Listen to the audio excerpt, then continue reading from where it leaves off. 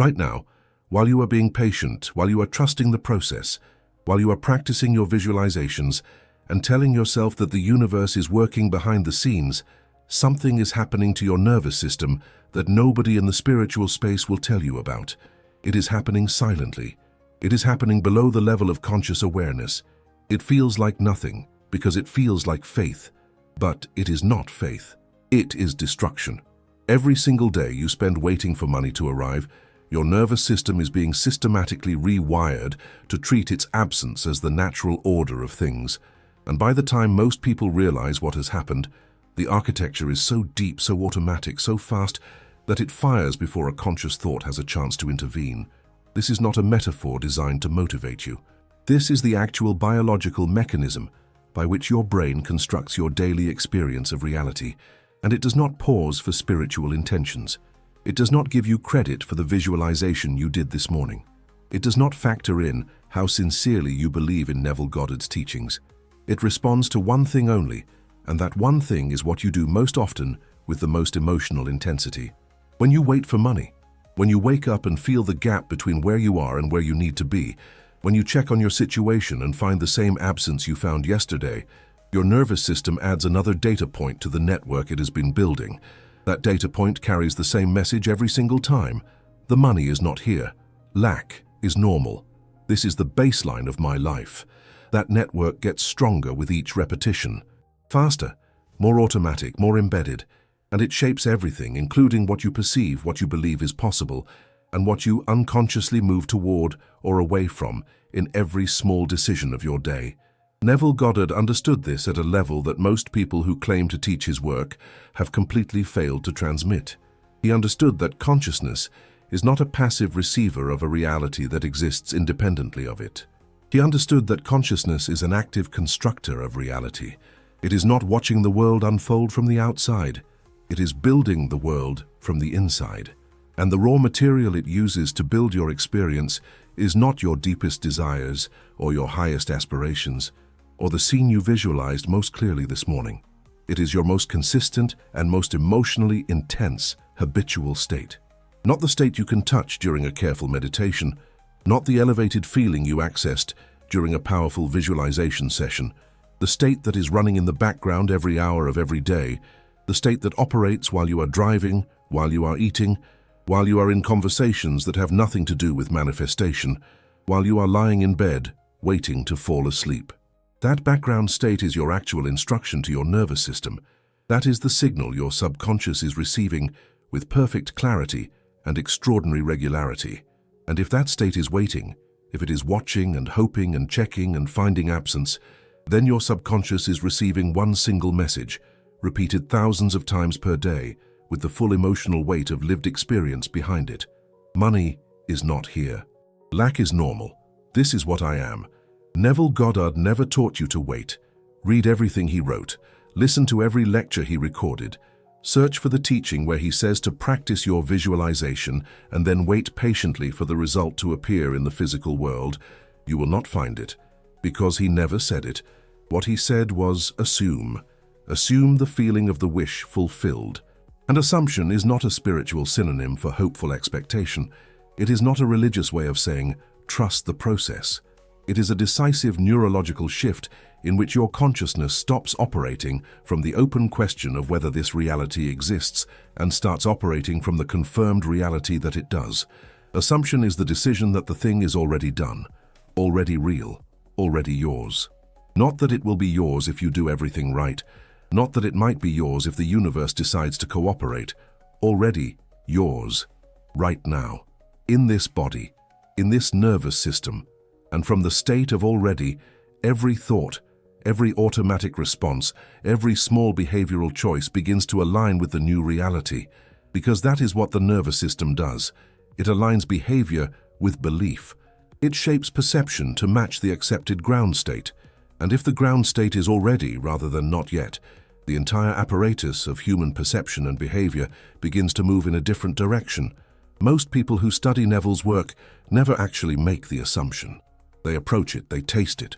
They have moments of it during their ESAT sessions, that state akin to sleep, where the boundary between the imagined and the real becomes thin enough to almost disappear. They feel for a few minutes the specific quality of having rather than wanting.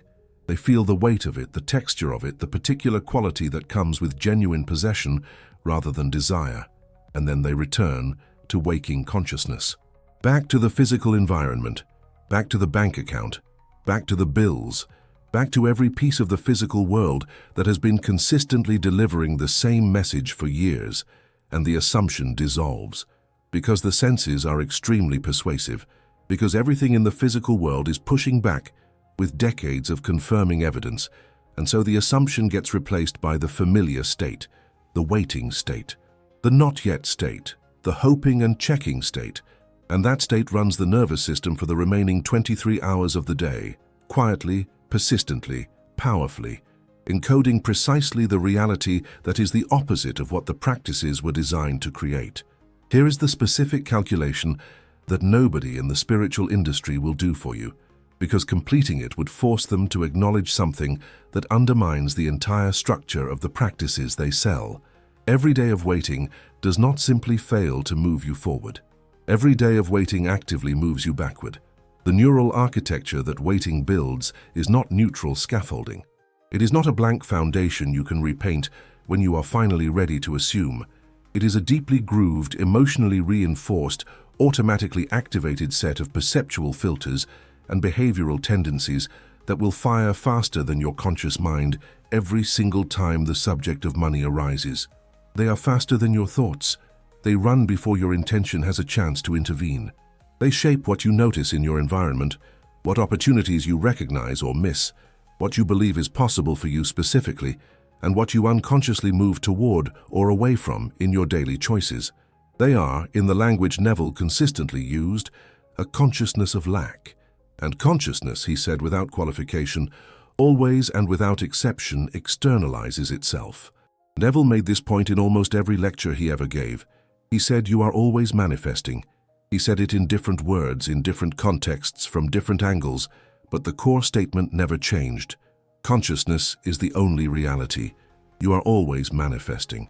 He did not mean you are manifesting when you sit down to do a deliberate practice. He did not mean manifestation is something that happens when you use the right technique with the right emotional intensity at the right time of day. He meant that you are continuously, without pause, without interruption, without any days off, manifesting whatever your consciousness most consistently inhabits.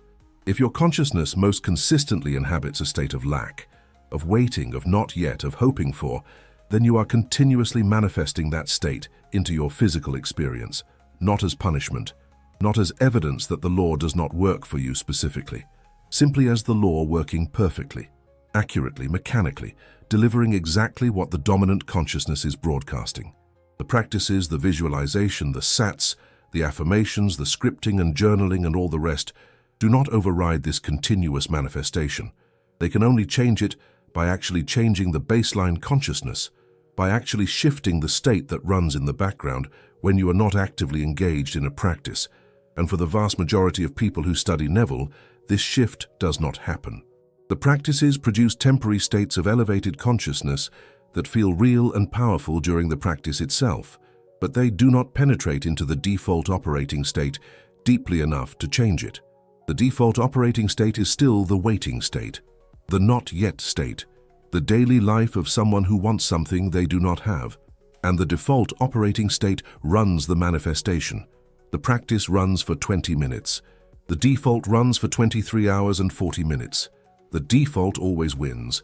Let us be very precise about what waiting actually feels like in the body and in the nervous system, because most people who are waiting do not recognize it as waiting. They are certain they are trusting. They believe they are surrendering. They think they are operating from faith. But there is a physiological signature to genuine trust that is completely distinct from the signature of waiting, and your body knows the difference even when your mind does not. Genuine trust, what Neville called the Sabbath, the state of rest after the impression has been made, feels settled. It feels complete. It does not require monitoring. It does not need to check on progress.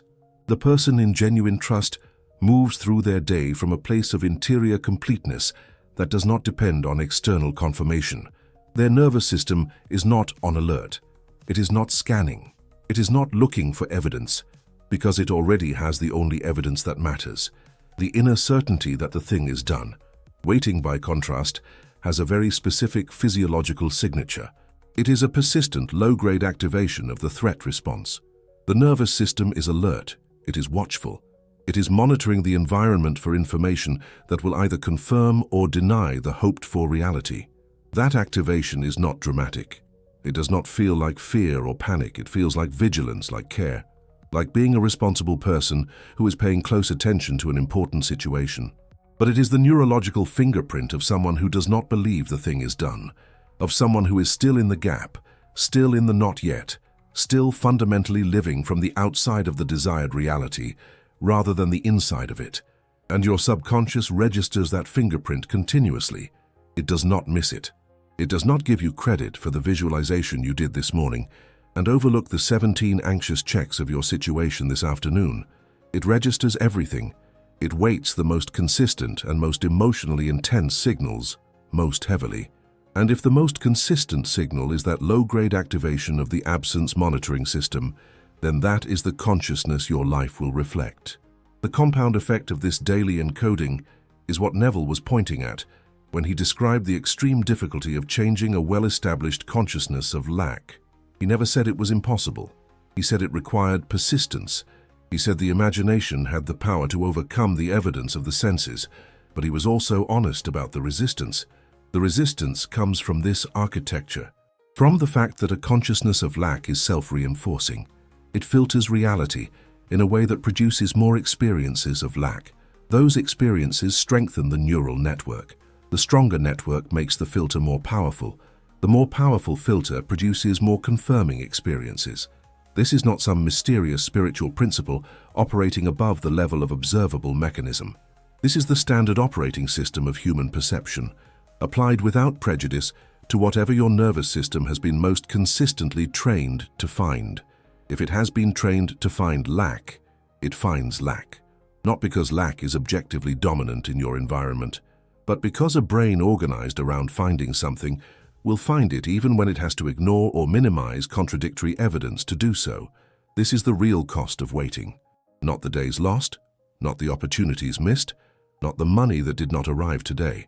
The real cost of waiting is the progressive, daily deepening of a neural architecture that makes arrival less likely with each passing day. The real cost is the normalization of financial absence as your ground state, your default condition, the thing that feels like home to your nervous system because it is the only thing your nervous system has ever reliably found when it checks. The real cost is becoming, at the level of automatic neurological function, someone for whom lack is familiar and abundance is foreign. Someone whose perceptual system is calibrated to see not enough and miss more than enough, even when both are present in equal measure. Neville was very clear that this is not permanent. He was very clear that the imagination has power over the senses, but the exercise of that power requires more than occasional visualization. It requires a complete and sustained replacement of the default operating state, not a modification of the existing program, not an add-on to the waiting consciousness, a full replacement of it. Before we continue, check the pinned comment below this video right now. There is something there that directly connects to what we are about to cover in the second half of this, and it will make the rest significantly more actionable for where you actually are right now. Go check it, then come back. There is something else worth naming here before we move forward. The gap between where you are and where you want to be does not feel neutral. It carries emotional weight. It carries shame sometimes, or frustration, or that specific exhaustion that comes from trying something consistently and not seeing it work. And that emotional weight is not a side effect of the waiting. It is the fuel that makes the waiting so neurologically effective at encoding lack. Neville talked about feeling. He said you must feel the reality of the desired state. He was right. Feeling is what makes an impression take hold in the subconscious. What he was pointing at was the feeling of having. What most people are generating every day, without intending to, without even recognizing it as a feeling in the relevant sense, is the feeling of not having. And that feeling, charged with real emotional intensity, is being impressed into the subconscious with extraordinary force and extraordinary consistency. The subconscious does not evaluate the content of what is impressed. It accepts what arrives with the highest emotional charge and the greatest repetition. And by that measure, most practitioners of Neville's work are practicing the opposite of what they intend. They are practicing lack with professional-grade commitment every single day while spending 20 minutes trying to practice abundance. What does it actually mean, neurologically and practically, to stop waiting? Because this is where the majority of people who have studied Neville and understood him intellectually hit a wall. They hear "stop waiting," and they attempt to force themselves into a state of felt certainty. They try to convince themselves that money is already here when the bank account says it is not. They try to perform an emotional state that their nervous system does not actually believe, and that performance feels hollow, forced, and ultimately unconvincing even to themselves. Because you cannot lie to your nervous system. You can say the words. You can manufacture a surface feeling, but at the level of your actual biology, your body knows the difference between genuine certainty and performed certainty. And your subconscious only accepts what the body confirms as real. The performance does nothing. Sometimes it makes things worse because the gap between what you are performing and what you actually feel becomes its own source of neurological stress. So the instruction to stop waiting is not an instruction to pretend. The state Neville described is something much quieter and much more specific than performing confidence about money. It is the state of a person for whom the inner reality has become more stable, more primary, more structurally solid than the outer evidence. It is not the forced replacement of one feeling with another. It is the gradual but decisive reorientation of your fundamental reference point for what is true. The person who has made this shift does not look at the bank account and feel the familiar contraction, not because they have forced themselves not to feel it, but because they have built an inner state that is more architecturally stable than the outer evidence, and the nervous system defaults to what is most structurally solid. The inner state becomes the anchor. The outer evidence becomes information, not confirmation, not denial, just information about where the physical world currently sits in the process of expressing what consciousness has already decided. Your nervous system can be trained to this orientation. It is not a fixed instrument. The brain is extraordinarily plastic. A neural architecture that was built over years can be systematically weakened over time through consistent exposure to a competing pattern. Neural pathways that barely exist can be built, strengthened, and eventually made dominant through the same mechanism that built the old ones. Repetition, emotional intensity, consistency. The only question is whether you are willing to apply that mechanism with the same commitment to the new orientation that life circumstances applied to the old one. And this is where Neville's specific practices cease to be spiritual rituals and become neurological interventions. Say TS is not a prayer. Revision is not wishful thinking. Living in the end is not self-deception.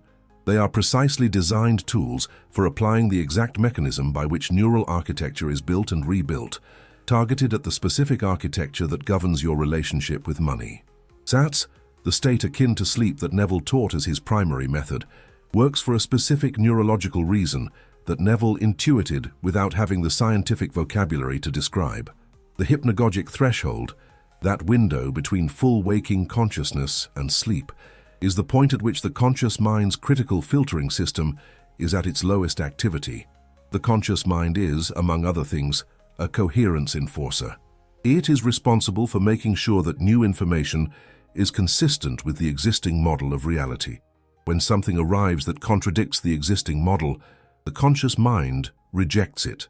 This is why it is so difficult to hold a genuine assumption while fully awake and aware of your physical circumstances. The conscious mind is right there, fully operational, running its counter-argument based on years of physical evidence. You imagine having money. The conscious mind notes the bank account. You feel the certainty of abundance. The conscious mind presents the bills. Every new impression gets met by a sophisticated defense system built to maintain the consistency of the existing model. But at the hypnagogic threshold, that defense system is stepping back. Its activity drops dramatically.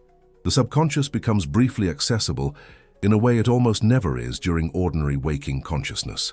And what you impress at that moment, with genuine feeling, with the sensory texture of already being in the desired state, goes directly into the neural circuitry with minimal resistance.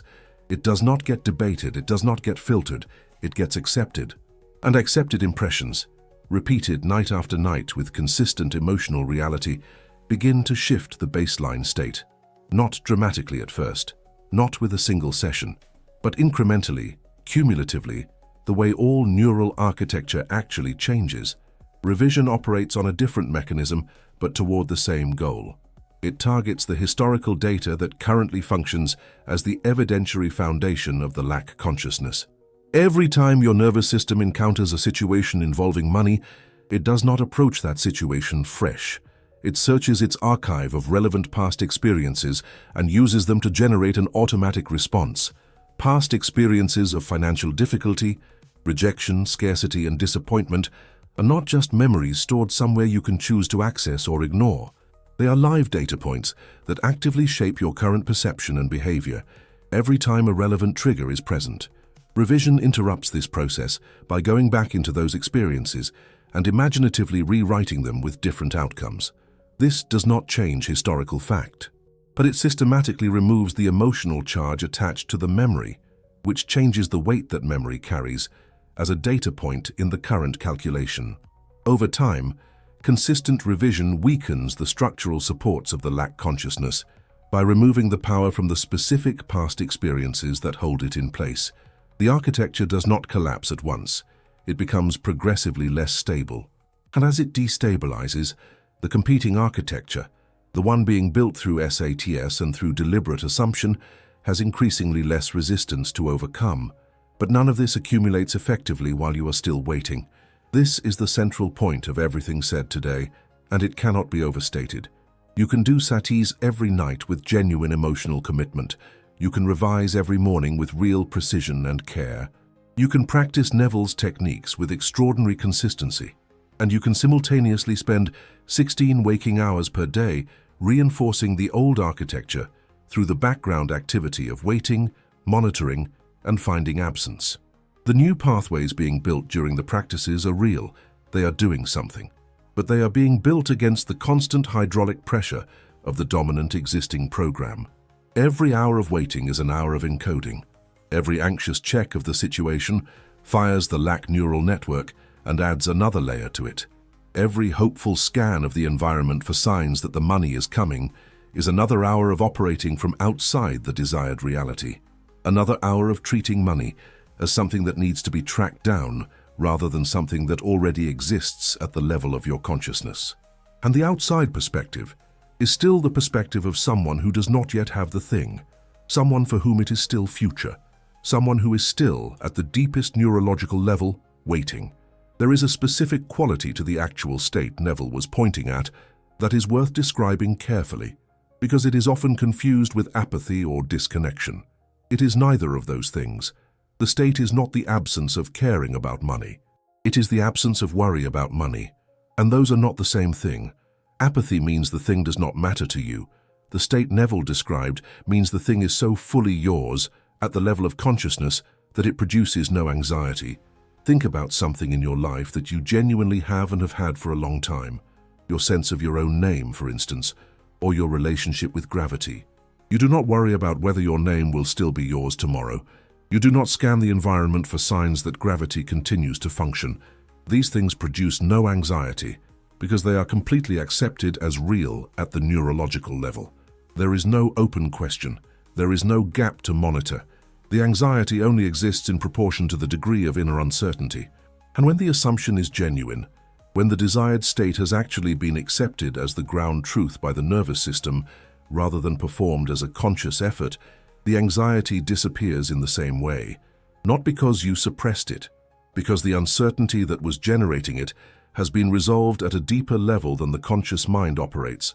This is what you are trying to build, not a practice you perform daily, not a better technique or a more consistent routine, a new ground state, a new default, a new orientation of the fundamental nervous system architecture away from eventually and toward already, away from monitoring the outer evidence and toward inhabiting the inner certainty. The shift Neville described in person after person who reported genuine results was not that they found a better method. It was that something shifted in them at a level where no method operates. The assumption became more real than the evidence. The inner became the reference point.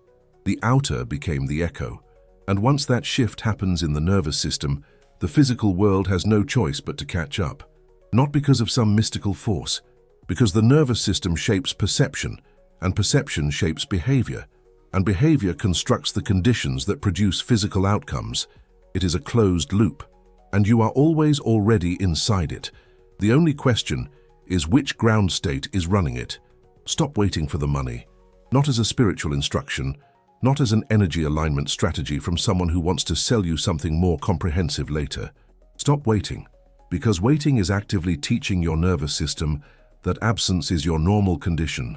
Stop waiting, because every day of waiting is a day of encoding, a day of adding structure and depth and emotional reinforcement to the architecture you are simultaneously attempting to dismantle with your practices.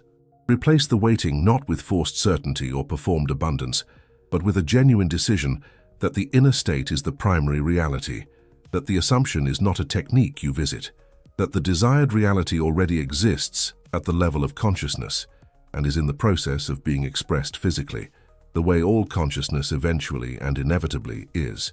Make that decision completely enough and consistently enough, and honestly enough that your nervous system accepts it as the new ground state.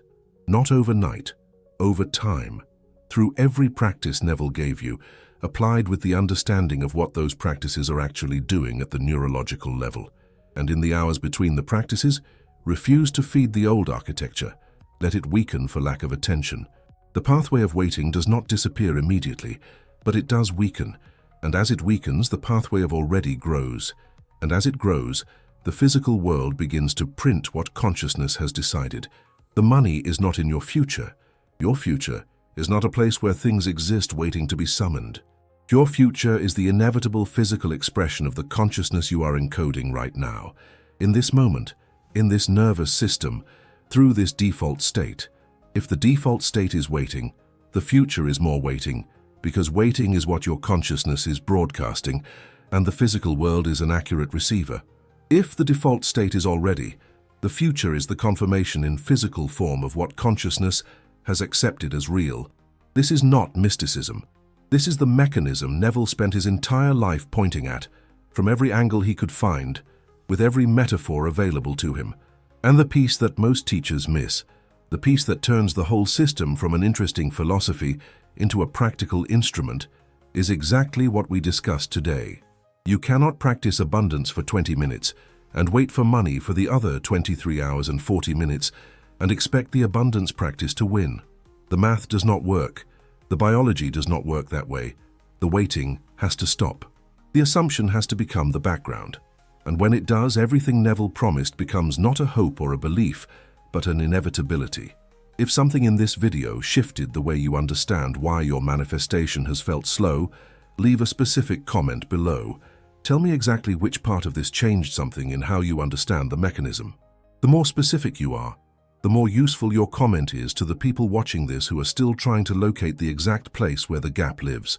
And if someone you know is stuck in the waiting cycle, not because they doubt the law, but because they do not yet understand what waiting costs them at the neurological level, share this video with them, not to persuade them, just to give the information.